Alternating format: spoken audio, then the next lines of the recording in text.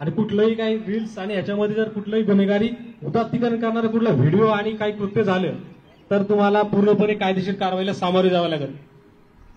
एवढ्याच आमच्या 4-5 सूचना आहेत, तुम्ही ते फॉलो करावं लागतील.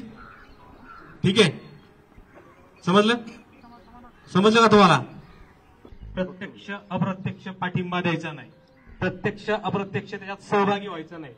त्याचबरोबर तुम्ही काय हे गुन्हेगाराचं उदात्तीकरण करणारे जे काही व्हिडिओ बनवता आणि रील्सला टाकता, इन्स्टाला टाकता, व्हॉट्सअपला टाकता, स्टेटस ठेवता, ते तुम्ही ठेवायचे नाहीत. आणि त्याचबरोबर तुमचे कुठलेही गुन्हेगाराचे उदात्तीकरण करणारे व्हिडिओ हे अजिबात शेअर नाही झाले पाहिजेत.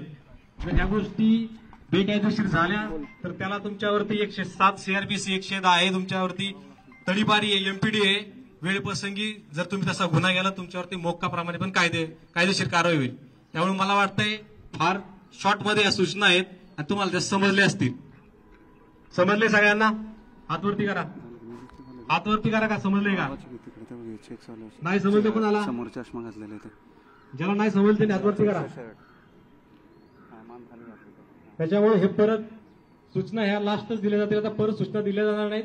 आणि कुठलंही काही रील्स आणि याच्यामध्ये जर कुठलंही गुन्हेगारी उदात्तीकरण करणारं कुठला व्हिडिओ आणि काही कृत्य झालं तर तुम्हाला पूर्णपणे कायदेशीर कारवाईला सामोरे जावं लागेल.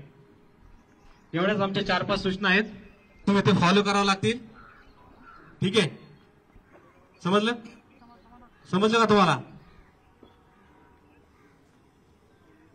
ठीक आहे, चलो ठीक आहे. PI लोक डोसियर फॉर्म भरून घेतले असतील तर यांना पाठ जाऊन द्या.